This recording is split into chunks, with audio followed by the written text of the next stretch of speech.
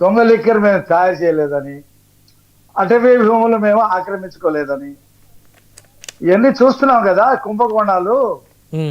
ఇవన్నీ చూసి మాట్లాడుతుంటే మరి అవి ముట్టి కింద పెట్టుకొని నీతులు చెప్తున్నట్టుంది. ఇప్పుడు దాకా రాంబాబు గారు చెప్పారు వాళ్ళు ఏదో 29లో వచ్చేస్తామని.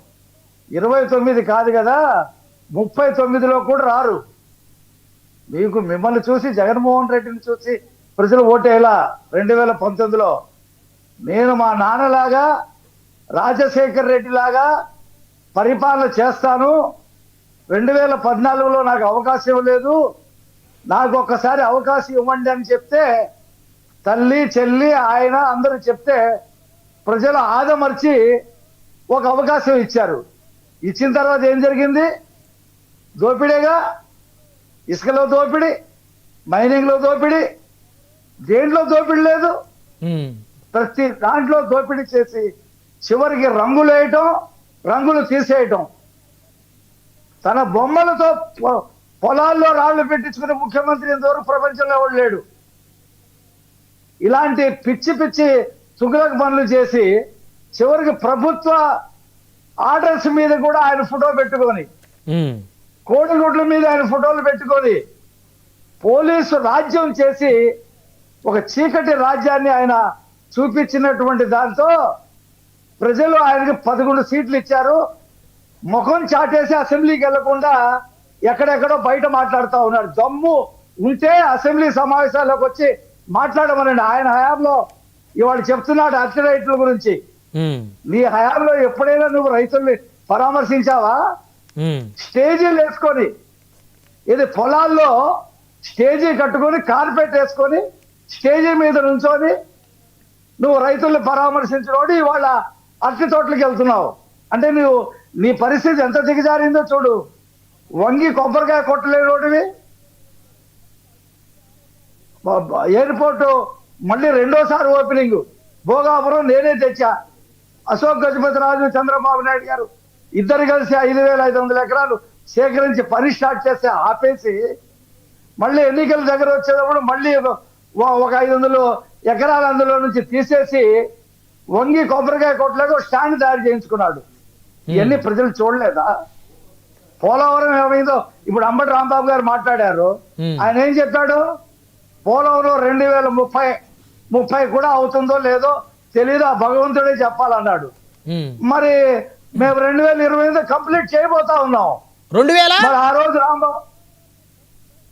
రాంబాబు గారు ఆ రోజు చెప్పాడు అది ఎవరి వల్ల కాదు, 2030 కూడా అవుతుందో లేదో ఆ భగవంతుడే చేయాలన్నాడు. మరి ఇవాళ పోలవరం జరుగుతా ఉంది.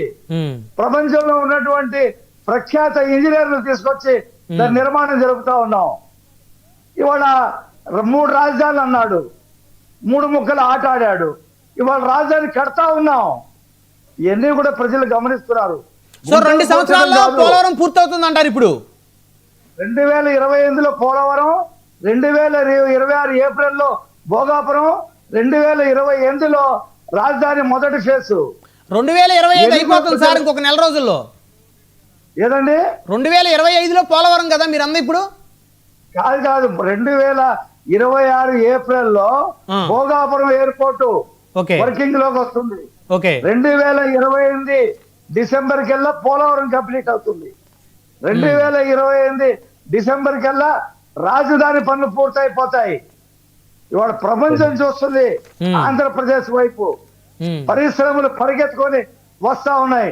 వీళ్ళందరూ మాట్లాడారు, గూగుల్ వస్తే 200 ఉద్యోగాలు వస్తాయి, వాటర్ సరిపోదు, పర్యావరణానికి దెబ్బ అని ఏకరువులు పెట్టారు. మరి ఆ నాయకుడు నేనే గూగుల్ తెచ్చానని చెప్పి బయలుదేరాడు. దాంతో ఎకో సిస్టమ్ డెవలప్ అయ్యి బోర్డంతా ఇదవుతున్నప్పటికి కింద మీద మూసుకున్నారు మొత్తం వైసీపీ నాయకులు. జగన్ గారు ఈ రోజు ఏం మాట్లాడారు చూసారా? త్వరలో రైతుల తరపున ఉద్యమిస్తానంటున్నారు. రైతులకు చంద్రబాబు చేసింది గుండుస్తున్నా అంటున్నారు. ఆయన రైతు పోరుబాట గతంలో కూడా పెట్టాడు. తుస్సు మంది యువత గురించి ఒక ఉద్యమం పెట్టాడు.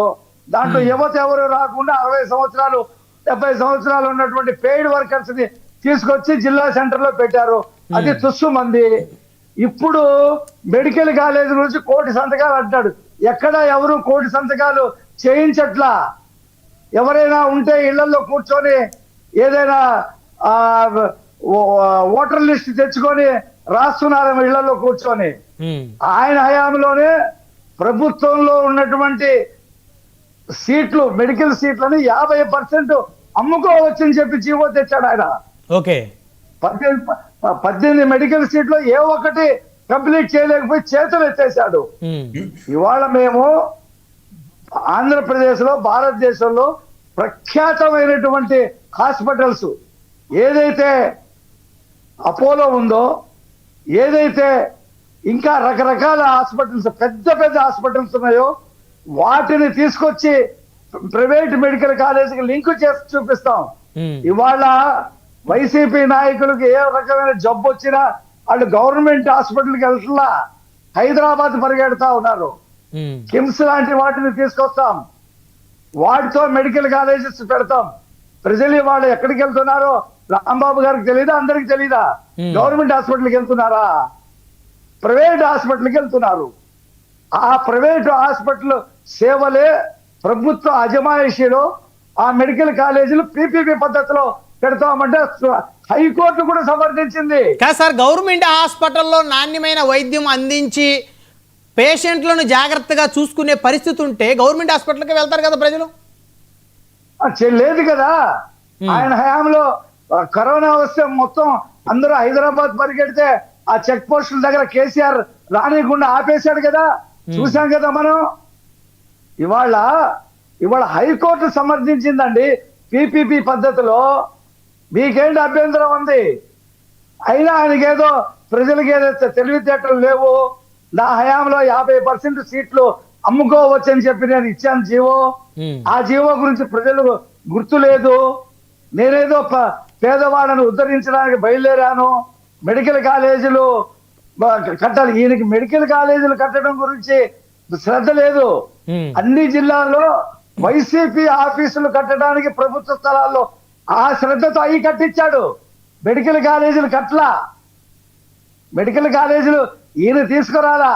కేంద్ర ప్రభుత్వ పాలసీల్లో రూరల్ మెడికల్ కాలేజీలు ఇవ్వాలని అన్ని రాష్ట్రాల్లో ఇచ్చారు. ఆంధ్రప్రదేశ్ ఈయన చేత కాకుండా ఈయన కట్టలేకపోయాడు. చివరికి పులివెందుల్లో కూడా 100 కోట్లు పెడితే గాని అక్కడ హాస్పిటల్, హాస్టల్, ఫ్యాకల్టీ, ఆ కాలేజీ స్టార్ట్ కాదండి. సొంత ఊర్లోనే వెళ్ళి చూడమనండి. అరటి రైతుల్ని పరామర్శించడం కాదు. నీ హయాంలో పులివెందుల్లో మెడికల్ కాలేజీ నువ్వు ఎంత కట్టావు, ఆ మొండిగోడలు ఎన్ని ఉన్నాయి అది చూడు. 18 మెడికల్ కాలేజీలు నీ హయాంలో ఎంత కట్టావో ఒక యాత్ర తీసుకో. నీకు ఓదార్పు యాత్ర నీకు అలవాటు కదా. ప్రతి మెడికల్ కాలేజీ చూపించు. అక్కడ ఇనప చెవులు తప్పితే ఏమీ కనిపించట్లా. కాబట్టి ప్రజలేదో అమాయకులు అనుకుంటున్నాడు. ఈయన రాజ్యం మళ్ళీ ఇప్పుడు కాదు కదా, 30 సంవత్సరాలకు కూడా ఇలాంటి నియంత్రణ ఆంధ్రప్రదేశ్ ప్రజలు కోరుకోరు. 30 ఏళ్ల కింద పవన్ కళ్యాణ్ గారు 15 ఏళ్ళు అందరం కలిసి ఉందా ఉన్నారు, మీరు మళ్ళీ 30 అంటున్నారు. అది కలిసి ఉండటం వేరు. ఓకే, రాజశేఖర్ రెడ్డి లాగా పరిపాలిస్తాను, రాజశేఖర్ రెడ్డి కొడుకుని రాజశేఖర్ రెడ్డి బొమ్మ చూపిస్తే ఇచ్చారు ఒక అవకాశం. అంటే రాజశేఖర రెడ్డి గారు బాగా పరిపాలించినట్టేగా మీ దృష్టిలో అని ఆయన చెప్పుకున్నాడు. మీరు చెప్పండి. ఇప్పుడు మీరు అన్నారు కదా రాజశేఖర్ రెడ్డి లాగా పరిపాలిస్తామంటే ప్రజలు ఒక అవకాశం ఇచ్చారని. అంటే ఆయన బాగా పరిపాలించబట్టే కదా ఆయన లాగా ఆయన కుమారుడు పరిపాలిస్తాడని ప్రజలు అవకాశం ఇచ్చింది అనేది మీ పాయింట్ లో ఉన్నటువంటి అర్థం, మీరు చెప్పిన పాయింట్లో అర్థం. అది కాదండి, వాళ్ళ నాన్న బాగా పరిపాలించాడని, ఆయన హయాంలో ఈయన 1,00,000 కోట్లు దోచేశాడని, అనేక రకాల భూములు అక్కడ వ్యాన్ పెక్కి ఇచ్చాడని, 40 సూట్ కేస్ కంపెనీలు పెట్టాడని ప్రజలకు తెలియదు కదా. వాళ్ళేదో రాజశేఖర్ రెడ్డి ఇది పెట్టాడు, అది పెట్టాడు, ఆరోగ్యశ్రీ పెట్టాడని 2-3 పథకాల గురించి ప్రజలు ప్రశంసించారు. అందులో ఏం సందేహం లేదు. అలాంటివే ఇతను చేస్తాడని ప్రజలు అనుకున్నారు.